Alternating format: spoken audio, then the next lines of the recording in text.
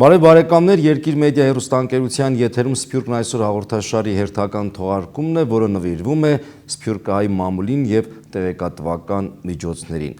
Անշուշտ թեման շատ տարողունակ է եւ մեկ հաղորդման ընթացքում չենք կարողանա անդրադառնալ այն հարյուրավոր, նույնիսկ հազարավոր լրատվամիջոցներին, որոնք տարիներ շարունակ գործել են Սփյուռքում։ Որոշներն անշուշտ դադարեցրել են արդեն իրենց գործունեությունը, բայց շատ կարևոր հետք են թողել Սփյուռքի եւ առհասարակ հայ մամուլի պատմության մեջ։ Այսօր էլ Սփյուռքում գործում են բազմաթիվ տեղեկատվական կենտրոններ, միջոցներ, թերթեր, ամսագրեր եւ բնականաբար նաեւ on-line հարթակներ։ Կփորձենք այսօրվա մեր հաղորդման ընթացքում ընդհանուր գծերով ձեզ ներկայացնել Սփյուռքի մամուլի ներկայդրությունը, անցյալը բնականաբար եւ նաեւ այն կարևոր առաքելությունը, որ տարիներ շարունակ իրականացրել է սփյուռքահայ մամուլը։ Հաղորդման ընթացքում հեռավար կապի միջոցով կզրուցենք նաև Լիբանանի ազդակ օրաթերթի գլխավոր խմբագիր Շահան Գանթարյանի հետ։ Իսկ տաղավարում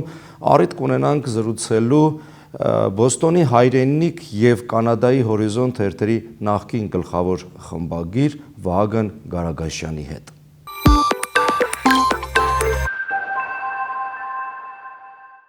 Ստեղծումից ի վեր սփյուռքահայ մամուլը եղել է ոչ միայն տեղեկատվական միջոց, այլ նաև քաղաքական, մշակութային եւ ինքնության պահպանման կարևորագույն գործիք, որն այսօր էլ շարունակում է իր առաքելությունը հարմարվելով թվային դարաշրջանին։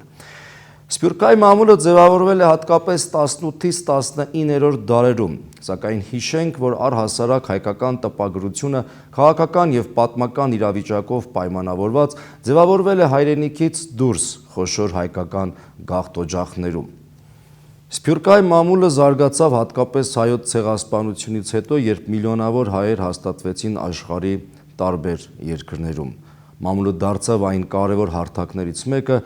որի շնորհիվ հայությունը պահպանեց իր մշակույթը, ազգային ինքնագիտակցությունը եւ իհարկե լեզուն։ 1794 թվականին Մադրասում լույս տեսած ազդարարը ոչ միայն առաջին հայկական, այլ նաեւ Ասիայի առաջին պարբերականներից էր։ Այն տպագրվում էր ընդամենը 50-ից 100 օրինակով, բայց տարածվում էր տարբեր երկրներում։ Ազդարարից առ այսօր հրատարակվել է ավելի քան 4000 հայկական պարբերական ամբողջ աշխարհում։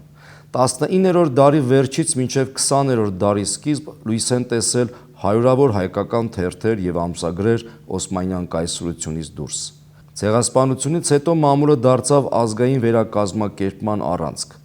Միայն 20-րդ դարում գործել է շուրջ 1000-ից 1500 սփյուռքահայ թերթ եւ ամսագիր։ Այսօր հայկական Սփյուռքում գործում է մոտ 250-ից ավելի ակտիվ հայկական մեդիահարթակ եւ տպագիր եւ on-line։ Սփյուռքահայ խոշոր լրատվական կայքերը ունեն տարեկան միլիոնավոր դիտումներ։ Միայն Լիբանանում, չնայած իր փոքր տարածքին, 20-րդ դարում հրատարակվում էր հայկական 30-ից ավելի պարբերական։ Դրանցից մեկը ազդակ օրաթերթն էր, որ ստեղծվել է 1927 թվականին։ Եկող տարի ազդակ օրաթերթը կնշի իր հիմնադրման 100-ամյակը։ Այս պահին առաջարկում եմ դիտել փոքրիկ մի տեսանյութ, որը պատմում է ազդակ օրաթերթի մասին, որից հետո մեր տաղավարում կզրուցենք հեռավար կապի միջոցով ազդակ օրաթերթի գլխավոր խմբագիր Շահան Գանթարյանի հետ։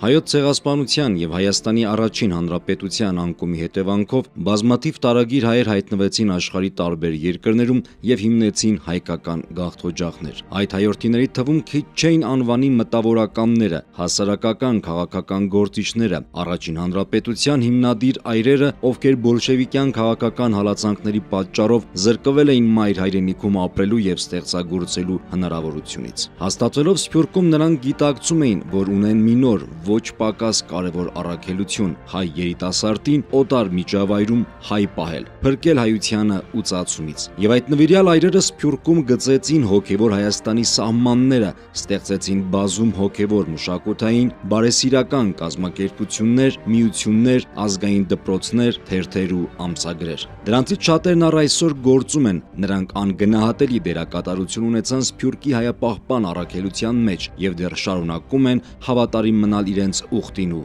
գործին։ 20-րդ դարի առաջին կեսին նման մի շարք կազմակերպություններ սկսեցին գործել նաև Լիբանանում, ուր հաստատվել էին զգալի թվով հայեր, այդ թվում հայտնի մտավորականներ։ Պատահական չէր, որ Լիբանանի մայրաքաղաք Բեյրութը մի տեսակ ընկալվում էր որպես Սփյուռքի մայրաքաղաք, որտեղ գործում էին բազմաթիվ ազգային օջախներ։ Դրանցից մեկը 1927 թվականին հիմնադրված Ազդակ օրաթերթն էր։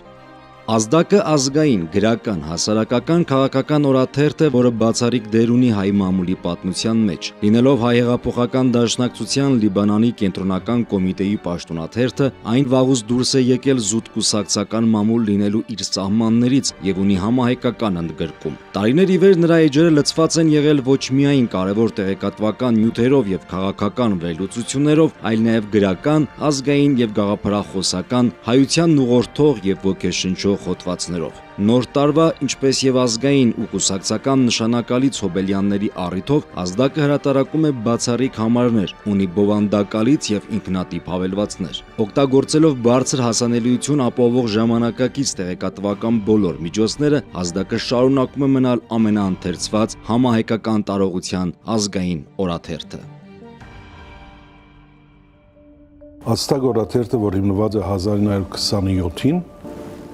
այսօր Լիբանանի մեջ ոչ թե միայն հայադար մամուլի, այլ արաբադար մամուլի, լիբանանյան մամուլի ամենահին թերթն է, որ անխափան շարունակված է հրատարակվել 95 տարի։ Եվ այսինքն Լիբանանի համար մեծ նշանակություն ունի, նաև մեծ նշանակություն ունի Միջին Արևելքի արաբ, առհասարակ եւ իսլամ ժողովրդին համար։ Հայաստանի անկախության ետք աներկբայորեն գրնանք ասել, որ եւ բնականորեն այսօրվա տեխնոլոգիի այս զարգացումով աներկբայորեն գրնանք ասել, որ Ազդակը վերածվեցավ Լիբանանի մեջ հրատարակվող, սակայն աշխարհով մեկ տարածվող ոչ միայն դեղեցություն փոխանցող թերթի, այլ նաեւ աղբյուրի։ Երրորդ հիմնական կետը, որ ես կուզեմ շեշտել անպայման, Ազդակի պատմական կենտրոնը լալը, ոչ թե կենտրոնի իբրև շենք եւ քար, այլ պատմական փաստաթուղթերու հավաքածո, ու ովևէ ուսումնասիրող, եթե պիտի ուզե Լիբանանի հայության, Միջին Արևելքի հայության կամ այլ նյութերու մասին ուսումնասիրություններ կատարել, ես կհավատամ, որ Ազդակը այն կենտրոնն է, որ թե քաղաքաշխարհի պատմությունը իր էջերուն մեջ կրնանք տեսնել եւ թե հայրենիքի մեջ անցուդարձերը նույնիսկ խորհրդային օրերում։ Չորրորդ կետը Ազդակը իշտեմարան է, ավելի ճիշտ արդատրողական այն հաստատությունը, որ մտավորականություն աճեցուցած է, երդասարտություն դասերակած է եւ այնուհետև այդ երդասարտները, մտավորականները թե Լիբանանի մեջ, թե Լիբանան դուրս, աշխարհով մեկ արևմտյան աշխարհ, այսօր Հայաստան, Արցախ գրծած են պատասխանատվություն ունենալ, գրծած են իրենց քրիչով խոսքը հասցնել համայն մեր ժողովրդին։ Սփյուռքի մամուլի անունների մեջ բավական շատ են այն անունները, որոնք բացվել են եւ փակվել են։ Դա մեր պատմության ցավալի մասն է։ Դա պայմանավորված է եղել մի քանի գործոններով։ Լեզվի իմացության սերունդների աստիճանաբար չասեմ ուծացում, բայց լեզվական առումով ինչ որտեղ ուծացում, հայախոս մասսան, սերնդեսերունդ, նվազում է, գիտենք, Սփյուռքում։ Սակայն Ազդակը այդպիսին չեղավ, այսինքն Ազդակը ուներ եւ այն ժամանակ ուներ պահանջվածություն, եւ այժմ էլ ունի պահանջվածություն, եւ կարծում եմ 100-ամյակից հետո էլ ունենալու է Ազդակը պահանջվածություն, որովհետեւ ինքը թերթը ինքը ստանում է ազդակներ, շատ կենթանի է, շատ կենսունակ է, Հայաստան աշխարհից, Հայաստանի Հանրապետությունից, առհասարակ հայկականությունից, ազգային արժեհամակարգից բոլորովին չի հեռացել եւ հայապահպանության խնդիրները ամենօրյա ռեժիմով արտացոլում իր էջերում։ ստանում է ազդակներ եւ տալիս է ազդակներ։ Ես կարծում եմ մեր սիրելի ազդակի առանձնահատկությունը եւ գլխավոր առանձնահատկությունը հենց երկրորդն է՝ տալ ազդակներ, կենթանի պահել, շփման մեջ ցանկալի դարձնել իր էջերի հետ առնչվելը։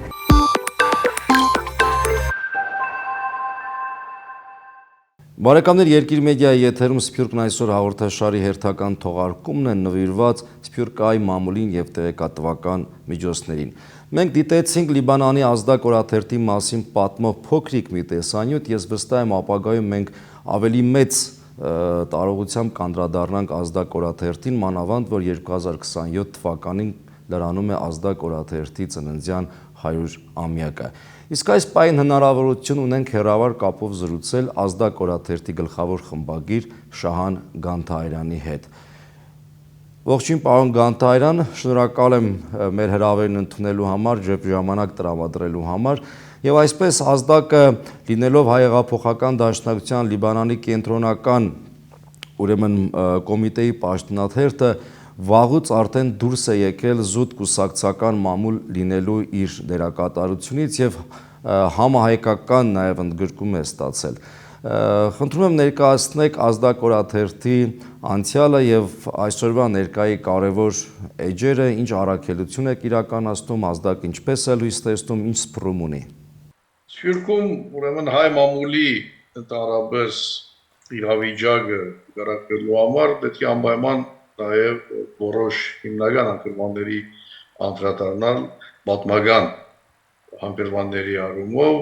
հիմնականում նաև Սփյուռքում դպվող մամուլը ես առավելապար կենտրոնանում եմ դասական Սփյուռքի վրա հայաբահմանման դերակատարություններ ուներ եւ նաև հատկապես արևմտահայերի պահպանման ժամանակի ընթացքին նաև քաղաքականացման գործոնի զարգացման առընթեր նաև բնականաբար հանրային կարծիք ձևավորելու առումով քաղաքական որոշ ուղղվածություններ յուրաքանչյուրը իր պատկանած գաղափարախոսության ուղղությունները քերական նկատելով ուրեմն այս քաղաքական մտածողության զարգացման եւ նաև քաղաքական գործունեության լուսաբանման իրազեկման եւ նաև վերլուծման տեսակետից Սփյուռքահայ մամուլը փուլ առ փուլ անցում է կատարել հասնելով այսօրվա իրավիճակին, որ ընդհանրապես արդեն ծանոթ է բոլորիս, որ դպաքիր մամուլը մեծ ճգնաժամի մեջ է, շատ քիչ են մնացել այն սփյուռքահայ բարբերականները, որոնք դպաքիր տարբերակում ունեն, օրաթերթերը անցել են շաբաթաթերթի դեսկով հրատարակվելու հրատարակության, շատ քիչ են մնացել օրաթերթերը, հիմնականում Բոլիսում,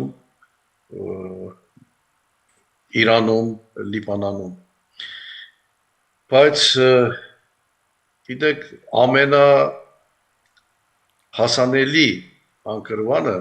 դպաքիր մամուլի ներկա ժամանակներն են, որովհետև եթե թերթը դպաքիրի առանձեր իր բովանդակությունը նաև էլեկտրոնային տարածքների վրա է դեղատրում, դա նշանակում է, որ դպաքիրի բովանդակությունը հասնում է անքնահատելի թիվերի։ Ազդակը ուրեմն այդ երկու տարբերակներով օգտագործում է եւ դպաքիրը, եւ էլեկտրոնայինը, եւ սոցցանցերով նաեւ իր դերը տարածել է եւ այսօր աննախադեպ թիվեր են գրանցվում հասանելիության առումով։ Ազդակի հասանելիությունը ոչ միայն Լիբանանի համայնքին, ընդհանրապես հայկական աշխարհին։ Եվ դա մեզ բարտավերացնող անգամանք ունի, որովհետև նաև բովանդակային առումով հետսեդե ավելի հայկական աշխարհը ներառող ուրեմն երևույթներին անդրադառնալու եւ քաղաքական, եւ մշակութային, եւ կրթական, եւ մարզական անգամ ուշագրավ է նաև հայաստանյան իրադարձությունները օրը-օրին ոչ միայն լուսաբանում են, այլ նաև մեկնաբանական լրատվություններով հրապարակախոսությամբ, հրապարակակցությամբ, խմբագրականներով, առաջնորդող ուտվածներով այդ բոլորի մասին նաև կա վերլուծական գրություններ, միտքեր եւ այդ առումով եւս քաղաքական մտածողության ձևավորման եւ այդ մտածողությունը տարածելու լրջակույն հարթակներից մեկն է կարծում եմ այսօր աստագը, որ իդեպ արժանանում է դարբեր ուրեմն աշխարհագրական միջավայրերից խմբակության հղվող արձագանքներին, գրությունների ջանքով։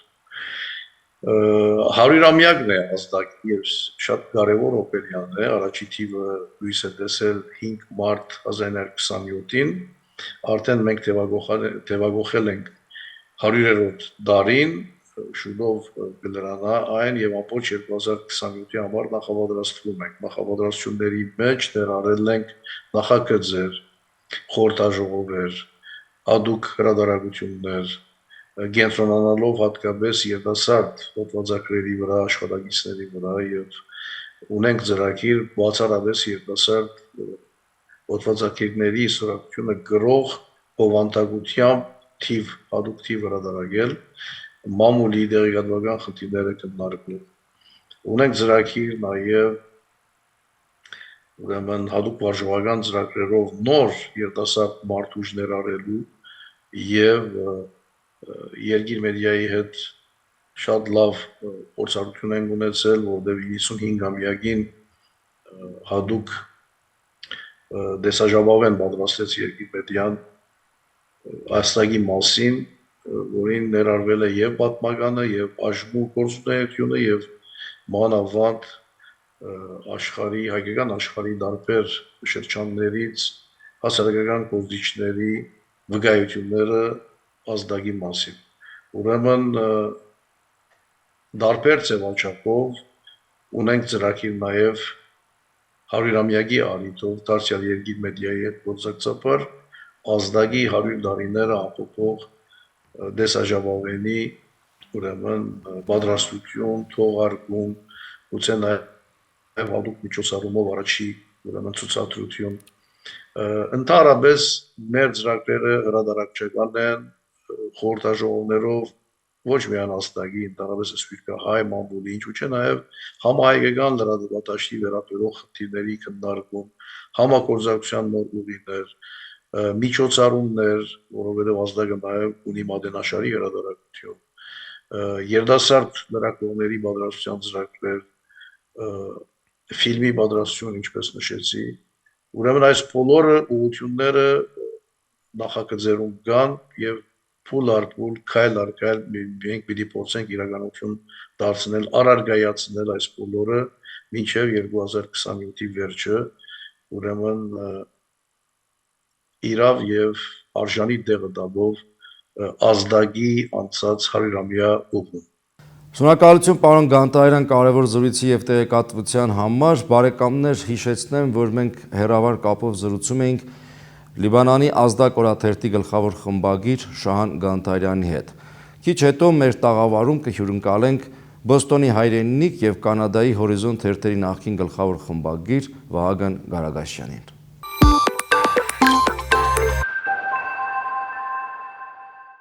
Բարեկամներ, Երկիր մեդիա հեռուստաընկերության եթերում Սփյուռքն այսօր հաղորդաշարի հերթական թողարկումն է նվիրված սփյուռքահայ մամուլին եւ տեղեկատվական միջոցներին։ Եվ հաղորդման այս հատվածում հրաշալի հնարավորություն ունենք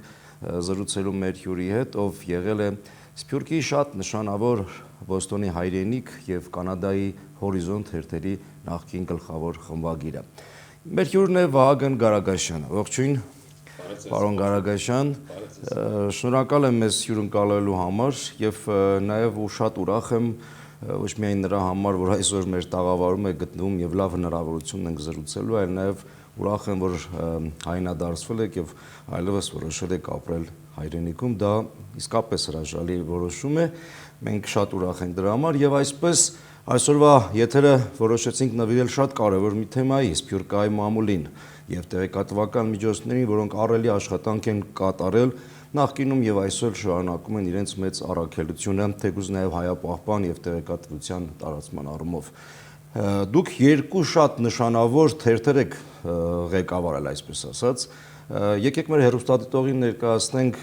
Բոստոնի հայրենիքի եւ Կանադայի Հորիզոնի անցած ճանապարհը։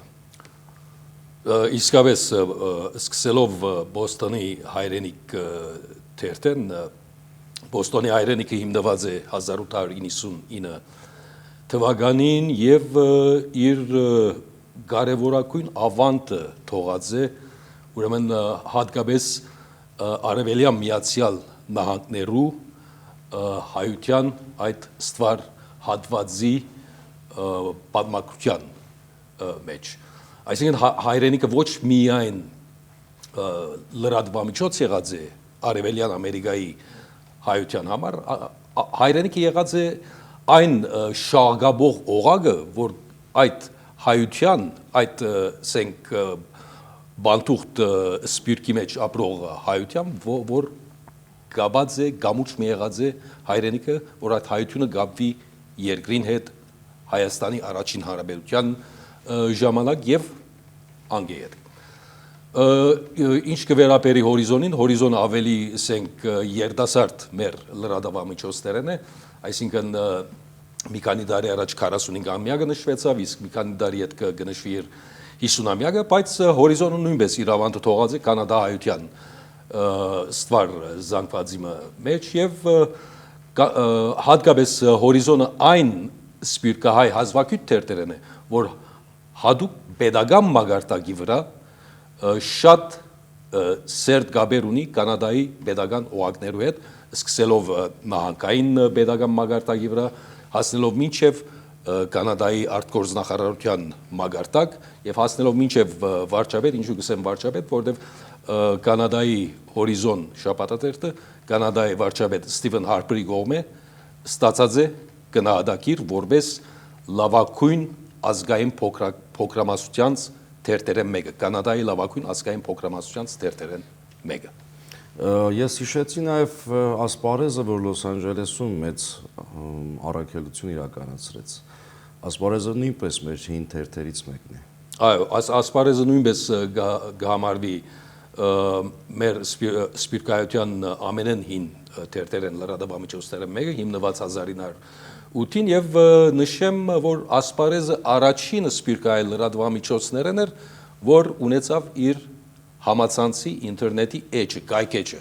Այսինքն նախագարաբեդը գրնանք սկսել, որ ասպարեզն էր։ Եվ ամենեն լայն տարածում ունեցող, ասենք, լրատվամիջոցները մեկը դարձավ, հատկապես իր, ասենք, երկլեզու դրությունը, որ կօգտագործեր, հայերեն եւ անգլերեն լրատվություն միաժամանակ, անգլերենի բարակային, որովհետեւ հասանելի դառնա նաեւ անգլիախոս հայ, անգլիախոս ամերիկահայ զանգվածին։ Այո, մեր թերթերը Սփյուռքում նաև այդ առաքելությունն էին իրականացնում օտար միջավայրին, օտար մարդկանց ներկայացնելով նաև հայերի մասին, ովքեր են հայերը, ինչ խնդիրների, մարտահրավերների միջով են անցել, ինչ հանգրվանում են գտնվում եւ այդ առումով նաև մեր թերթերի, ինչու՞ չէ հատկապես նաև հայրենիքի առաքելությունը մեծ էր։ Ես հիշում եմ, որ նաև հայրենիքը հրաշալի արխիվ է ստեղծել երկար տարիներ, այստեղ լույս էին տեսնում այնպիսի հոդվածներ, որոնք նաև քաղաքական դիրքորոշում եւ ապագայի ծրագրեր են առաջ քաշում։ Այդ մեկը շատ ճիշտ է, հայրենիքը այն ասենք դրոշմը թողած է հատկապես ներողություն Ամերիկայի Միացյալ Նահանգներու ասենք քաղաքական կյանքի մեջ հատկապես հանդիսանալով ժողովուրդը առաջնորդող խոսափողը կամ առաջնորդող այն լրատվամիջոցը, թե Ամերիկայի Միացյալ Նահանգներու որևէ ընտրության ժամանակ ինչպես կողմնորոշվի ամերիկահայությունը։ Եվ այդ կետնի վրա այդ օրերում մանավանդ երբ միայն դբակիր մամուլ գոյություն ուներ, ժողովուրդը իր հայացքները գուղեր դեպի հայրենիք օրաթերթ կամ 1930-ական թվականներին հետ արդեն The Armenian Weekly շաբաթաթերթ, որ ասենք հայրենիքի քույր հրատարակություններ, բայց անգլերեն լեզվով։ Ուրեմն գրնանք ասել այստեղ, որ միշտ եղած է ժողովուրդը առաջնորդող լրատվամիջոց։ Այստեղ նաև հատկապես դաշնակցության քաղաքական ուղերձներն էին լույս տեսնում, դաշնակցության բյուրոյի կամ այդ ժամանակվա առաջատար գործիչները հանդես էին գալիս կարևոր խմբագրականներով եւ հոդվածներով։ Իհարկե մենք մեր հաղորդման ընթացքում անդրադարձանք նաև ազդակին, որը Լիբանանում մեծ առաքելություն իրականացրեց եւ եկող տարի արդեն կնշի իր 100-ամյակը։ Կան այլ թերթեր կամ տեղեկատվական կենտրոններ, որոնք այսպիսի մեծ աշխատանք են կատարել եւ այսօր կարող ենք առանձնացնել եւ հիշել։ Անշուշտ սպիրկի դարածքին սպիրկայի մամուլի մեջ առաջնորդող տեր ունին հատկապես այստեղ հիշենք Ֆրանսայի հարաճ օրաթերթը, որուն հիմնադիր եղած է Դաշնակցական մտավորական Շավարժ Միսակյանը, դժբախտաբար հարաճը այսօր լույս չի տեսներ, բայց մեծ դերակատարություն ունեցած է սպիրկայության լրատվական պատմագրության ընթացքին։ Նաև կարևոր լրատվամիջոցներ են, որոնք մինչ այսօր կգործեն, դարձյալ հորիզոնի նման ավելի երիտասարդ լրատվամիջոցներ, հիշենք Սուրյո Կանցասարը, որ 90-ական թվականներ են ետք հիմնված է եւ ինչու ոչ նաեւ Աստագի գողքին մինչեւ այսօր Լիբանանի մեջ կգործեն Զարտոնքը եւ Արարատ, որոնք Ռամգավառ ազատական կուսակցության եւ Հնչագյան կուսակցության օրգաններն են։ Այստեղ նաեւ պետք է հիշել վերստին հիշել ասպարեզը, որ սպիրկի լրատվամիջոցներ մեջ առաջիններն եղավ, որ հիմը դրավ հերոստատեսության իր դաղավարին կամ ստուդիոյին, Հորիզոն սենք TV-ով, Հորիզոն հերոստալիկով, որուն հաջորդեցին, անմիջապես հաջորդեցին հայրենիքի դաղավարը, հայրենիք մեդիա, որ վերջին 1 կամ 2 տարվա ընթացքին արդեն իր ներկայությունը ունի։ Եվ համագործակցում է նաև Երկիր մեդիա հեռուստաընկերության, հրաշալի հաղորդումներ են պատրաստում, 2 տեք եթեր են հեռարձակում։ Այո։ Եվ իսկ անցյալ տարի Հորիզոնը ունեցավ իր դաղավարը, Կանադայի մեջ Հորիզոնը ունի այլևս իր դաղավարը, որով արդեն հաղորդումներ կսրբե եւ հաղորդաշարներ կպատրաստի։ Այո, ինչպես դուք ձեր խոսքում նշեցիք, տեղեկատվական տեխնոլոգիաների զարգացումը նաև բերեց նրան, որ այդ թերթերը գրեթե բոլորը այսօր, եթե անգամ տպագրվում են թղթային տարբերակով, միևնույնն է նաև արդեն ունեն իրենց էլեկտրոնային հարթակները։ Հայրենիքը կարծեմ թե արդեն ամբողջովին անցել է on-line հարթակի, այո։ Այո։ Հայրենիքի բարակային լրիվ դպակիրը արդեն դադրած է, միայն ինտերնետային ասենք համացանցային հրադարագություն է հայրենիքը հորիզոնի բարակային հորիզոնը կշարունակե երկշաբաթյա դրությամբ որպես երկշաբաթաթերթ լույս տեսնել եւ ասենք այդ հրադարակման աշխատանքներում գոկտե նաեւ այն իրողությունը որ հորիզոն որպես դպակիր լրատվամիջոց կանադական դպակիր լրատվամիջոց pedagogan նպաստ կստանա որպեսզի շարունակե իր դպակիր թերթը հրադարակել սակայն այստեղ հետաքրական է նշել անցումային ասենք եղափոխությունը էվոլյուցիան մեր լրատվամիջոցներում երբ հայրենիք 1995-ին հայրենիքը դպակիր կհրադարակվեր որպես շաբաթաթերթ ժողովուրդը կսպասեր 7 օր մինչև որ այդ ասենք հրադարակված թերթը ֆիզիկական թերթը հասնի բնակարանները հասցեներուն եւ իրենք ստանան լուրերը արդեն 90-ականներու վերջերում կսկսի գայքեչի եւ ինտերնետի ասենք դերեկատվական ժամանակաշրջանը եւ ժողովուրդը ավելի ասենք գեհենի դեպի ասենք ինտերնետը եւ գայքեչերը որովհետեւ ստանա իր լրատվությունը ամբողջ աշխարհում է այդպես այդ թվում նաեւ Հայաստանում եւ ճիշտ այդպես իսկ այսօր արդեն հասած ենք այն ասենք ժամանակաշրջանը լրատվական այն ժամանակաշրջանը որ արդեն անցումային հանգրվանը անցած ենք social media-ի ընկերային ցանցերով Facebook, Instagram եւ այլն եւ արդեն ասած ենք արհեստական բանակիդություն որ այսինքն artificial intelligence-ով արդեն այսօր լրատվություն կսփռվի երբ այսօր Facebook-ի հարտագին վրա կտեսնես օրինակի համար Olivia Reed անունով ժուրնալիստը կսփռե իր լրատվությունը եւ 400,000-ն մոտ 5 միլիոն հետևորդ ունի բայց ինքը artificial intelligence ժուրնալիստ է արդեն մտածենք այս ժամանակաշրջանը դա էլ իր հերթին նոր բարդություններ է առաջացնելու բայց այնուամենայնիվ շատ կարևոր է շարունակում մնալ Սփյուռքի այդ տեղեկատվական միջոցների դերը նաև հայապահպանության եւ հայկական շրջանակների հետ կապերի, նաև հայերենիք սփյուռք կապերի ամրապնդման առումով։ Այստեղ նաև շատ կարևոր են այն համաժողովները, որ պարբերաբար տեղի են ունենում։ Ես տեղյակ եմ, որ որոշակի հաճախականությամբ նաև տեղի ունենում Հայաստանում, օրինակ Դաշնակցությունը գոնե կազմակերպում է իր հետ առնչվող մամլո դիվանների հանդիպումներ, խորհրդաժողովներ։ Ինչպիսի հարցեր են քննարկվում այս խորհրդաժողովների ժամանակ հիմնականում։ Ավանդականորեն հոյիտապիրոյի կողմէ սեն կազմակերպված հոյիտա մամլո խորհրդաժողովները կարամյա դրությամբ միշտ տեղի ունեցած են, ուր կհամախմբվին Սփյուռքի մեջ գործող հոյիտա մամլո ներկայացուցիչները, խմբակիրները եւ Հայաստանի մեջ, Հայաստանի եւ Արցախի մեջ գործող հոյիտա լրատվամիջոցները։ Եվ ոչ միայն հոյիտա, ես նաեւ ներկայ եմ եղել խորհրդաժողովի, որտեղ տեսել եմ, որ նաև Հայաստանի այլ լրատվամիջոցների գործող ակտիվ լրատվամիջոցների խմբագիրներն են հրավիրված այդ ժողովներուն։ Ընդհանրապես ոչ միայն ասենք հոյիտա մամլո խորհրդաժողովները, այստեղ նաև փակակի ձլային բանակ հիշենք նաև Սփյուռքի նախարարության կողմէ կազմակերպված մամլո խորհրդաժողովները արիտներ էին, այս խորհրդաժողովները արիտներ էին, որպեսզի Սփյուռքի լրատվամիջոցներու գլխավոր խմբակիրները, ժուրնալիստները եւ Հայաստանի ու Արցախի լրատվամիջոցներու խմբակիրներու ժուրնալիստները համագործակցության դաշտն ստեղծեն։ Այդ մեկը շատ կարևոր է։ Եվ այդ համագործակցության դաշտին ստեղծման շնորհիվ ավելի զարգացավ,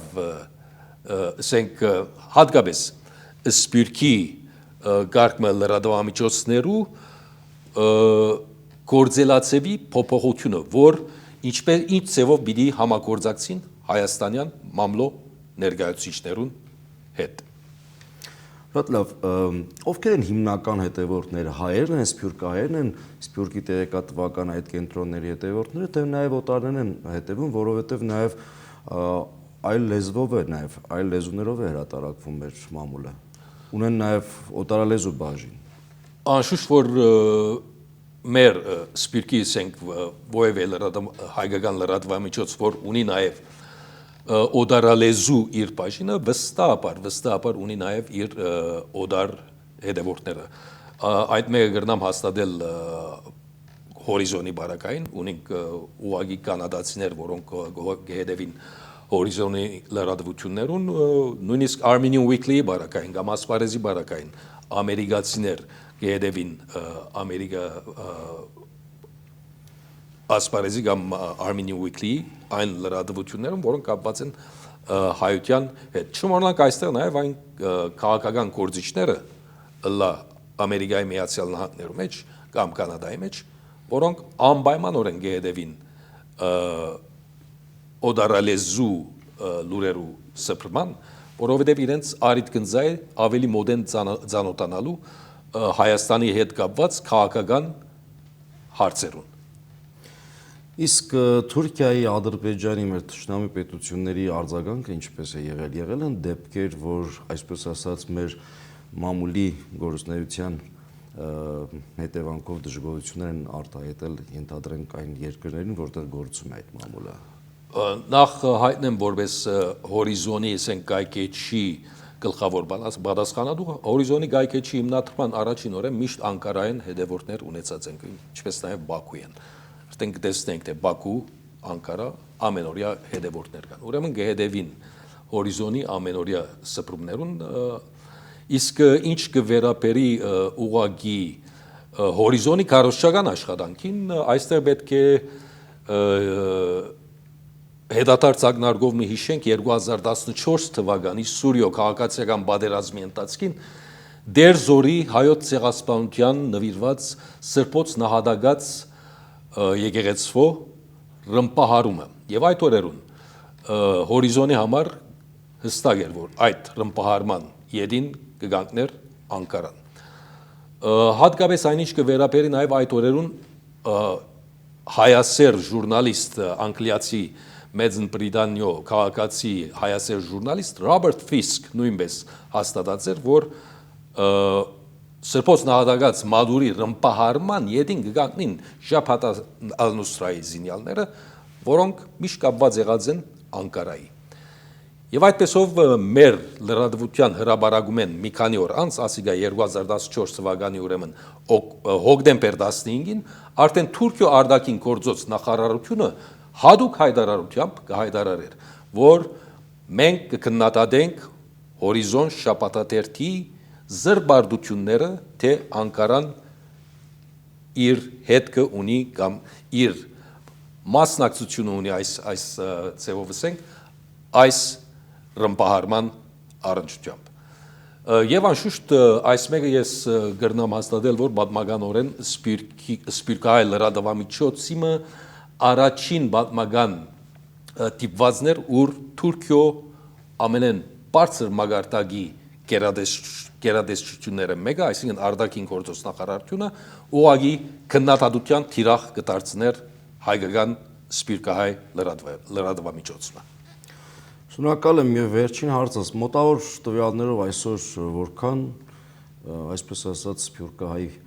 թերթեր, ամսագրեր, տպագիր կամ on-line տարբերակով ունենք ընդհանուր դուք կարծեմ թե վերջերս մի այդպիսի ուսումնասիրություն եք իրականացրել։ Ասկե եկոն է 2 տարի առաջ այդ ուսումնասիրությունը որպես հոդված հրադարակացենք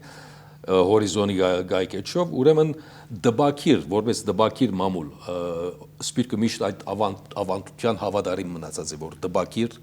մամուլը պետք է միշտ ներկայությունը լա համայնքի սենկյանքի մեջ, եթե նկատի ունենանք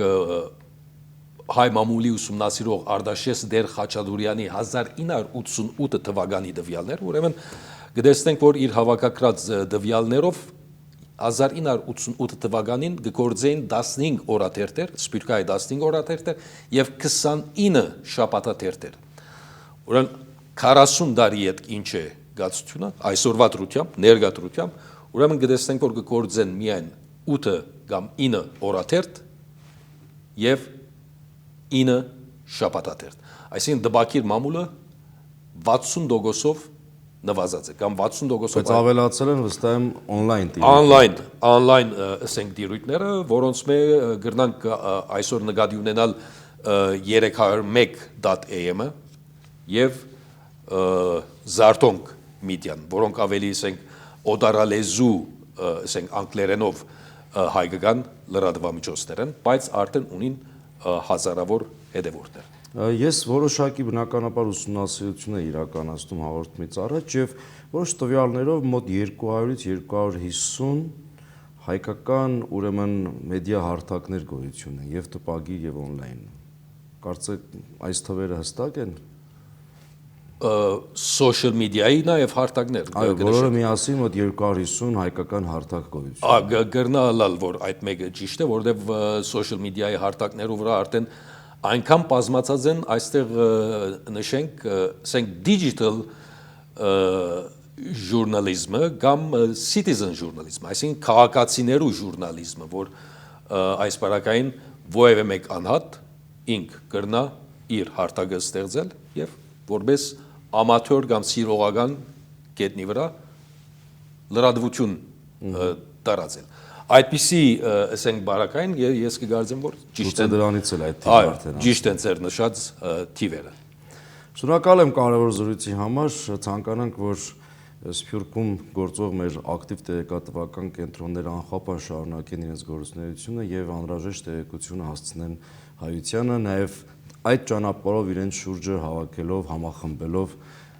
մեր Սփյուռքահայ քույրերին եւ եղբայրներին։ Շնորհակալություն պարոն Գարագաշյան։ Շնորհակալություն ձեզ։ Բարեկամներ, հիշեցնեմ, որ Սփյուռքն այսօր հաղորդաշարի տաղավարում էր Բոստոնի հայրենիք եւ Կանադայի Հորիզոն թերթերի նախկին գլխավոր խմբագիր Վահագն Գարագաշյանը։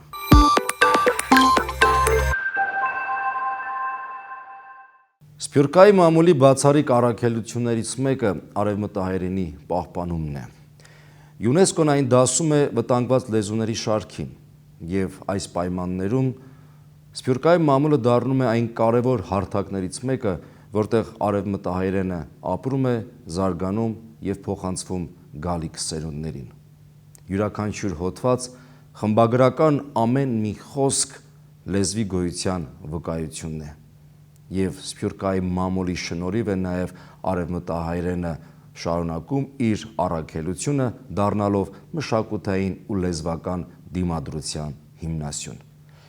Երկիր մեդիայի եթերում Սփյուռքն այսօր հաղորդաշարի հերթական թողարկումներ կհանդիպենք հաջորդ շաբաթ։ Եղեք ուժեղ եւ միաբան։